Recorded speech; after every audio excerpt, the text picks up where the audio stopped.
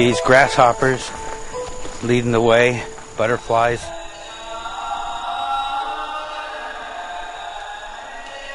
It's like chanting in a shrine hall.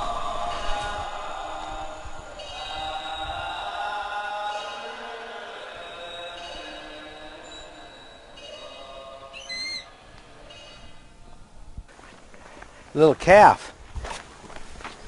You know the way to Cold Mountain?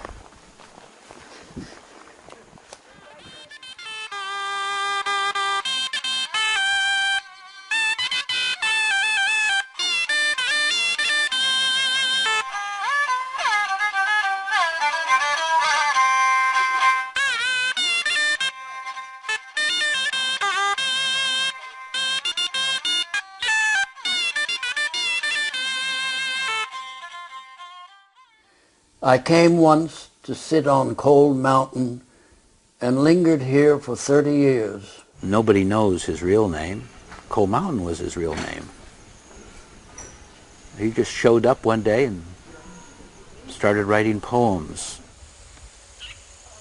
Morning sun pops through the jaws of blue peaks.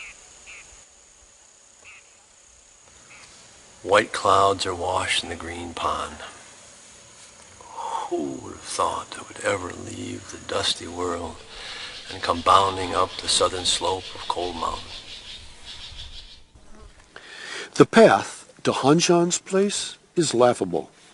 A path, but no sign of cart or horse. Converging gorges, hard to trace their twists. Jumbled cliffs, unbelievably rugged. 1,000 grasses bend with the dew. A hill of pines hums in the wind. And now I've lost the shortcut home. Body asking shadow, how do you keep up?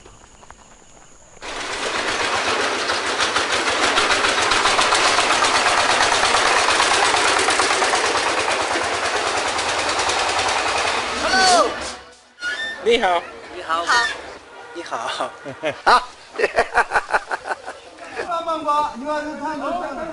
Well, here we are in China, as you can hear. Land of 1.5 billion people.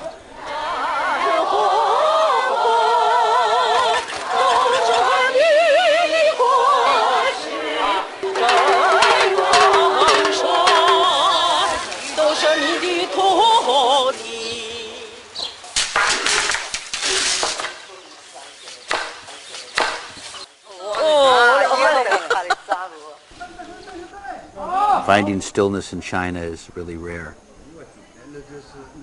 But monasteries are a good place to begin, you'd think.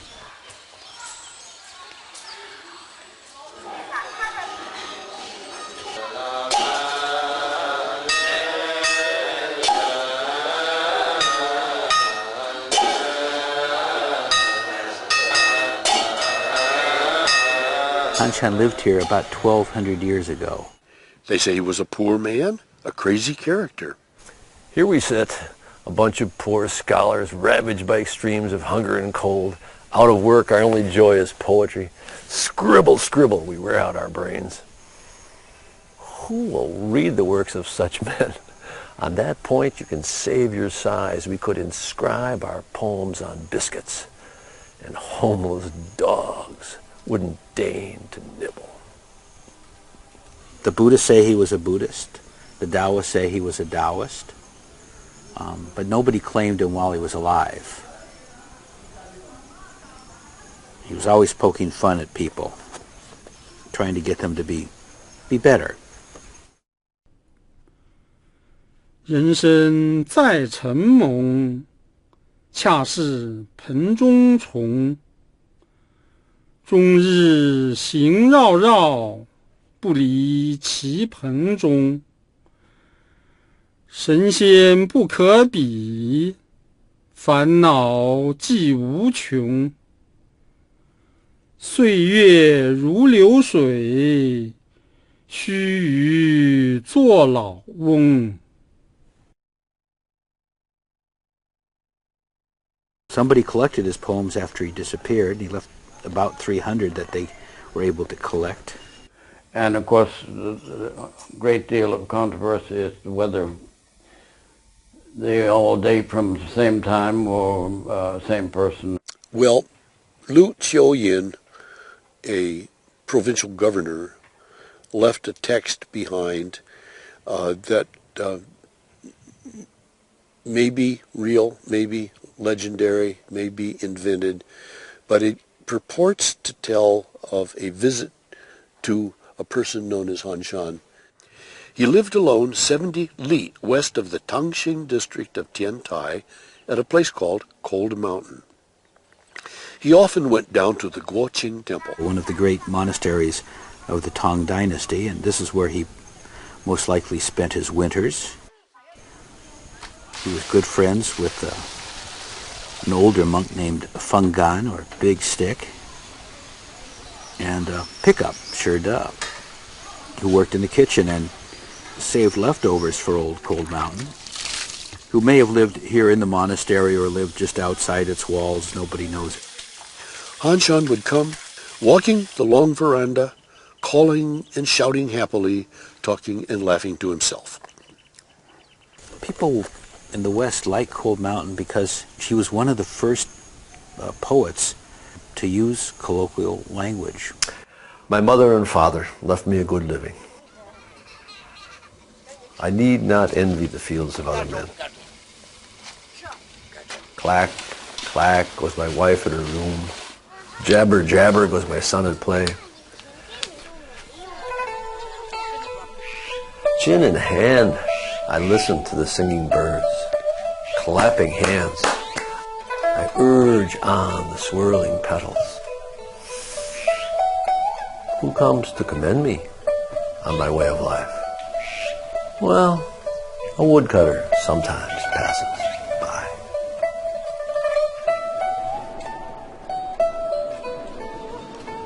Westerners of the 60s and 70s hippies, the Back to Earth movement, venerated that sort of figure. And of course he was discovered by some people who were key elements in that movement, you know, Gary Snyder, Jack Kerouac. The name that my Zen master gave me are two characters from a Han Shan poem, one that I had translated. And it means literally, listen to the wind.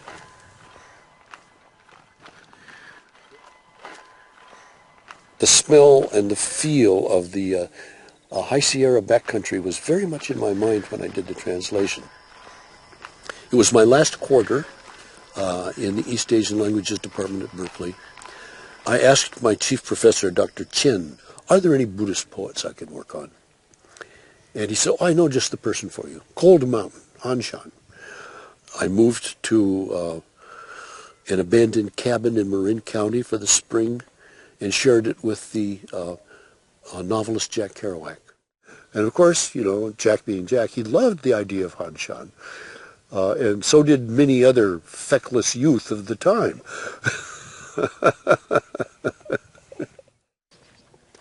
I can't stand these bird songs. Now I'll go rest in my straw shack.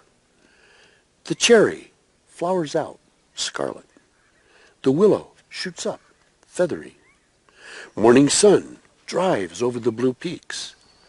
I put myself into it deeply while meditating. Oh, that smells like sage. To make it happen in my mind, to smell it and feel it, and to sit with it to the point where I felt I had gotten to where the poet had gone, and then try to write it in my own language. I only translated 24 of them.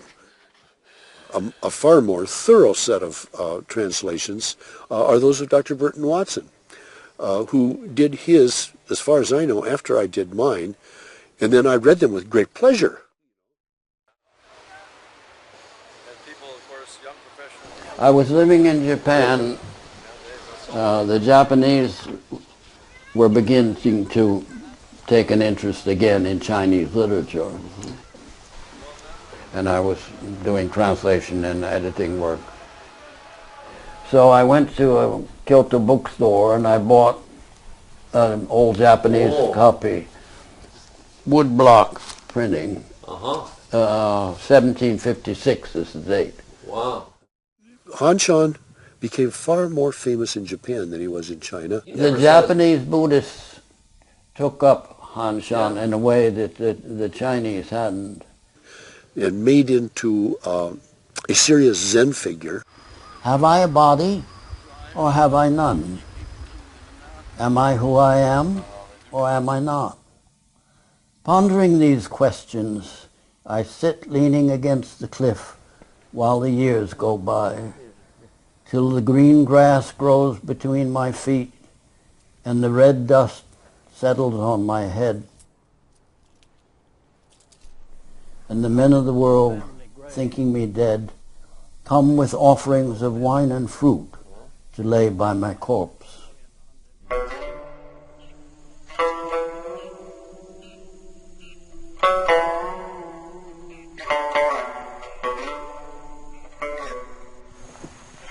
Watch your step.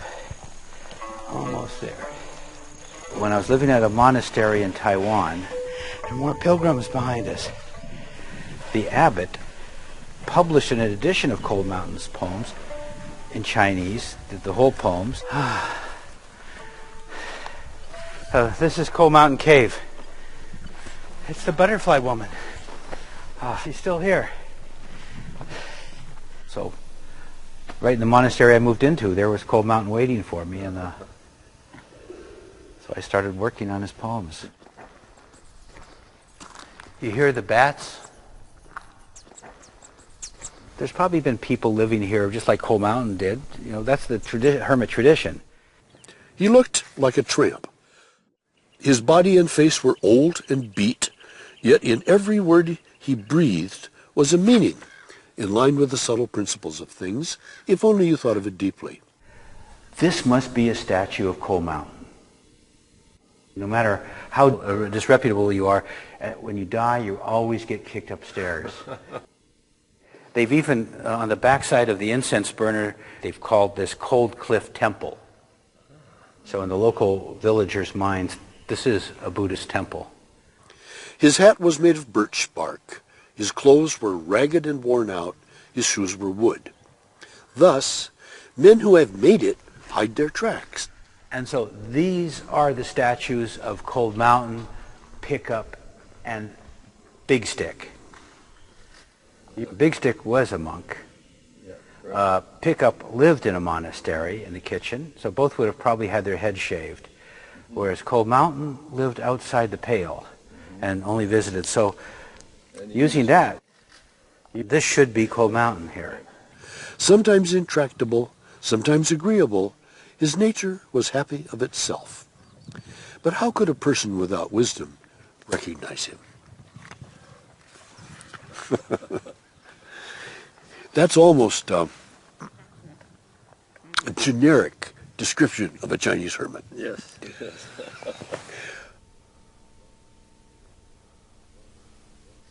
Usually they're so refined. If Cold Mountain were here today, he would laugh himself to death. Why?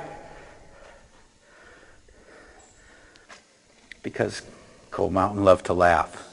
And no matter how they depicted him, he would have found a way, reason to laugh.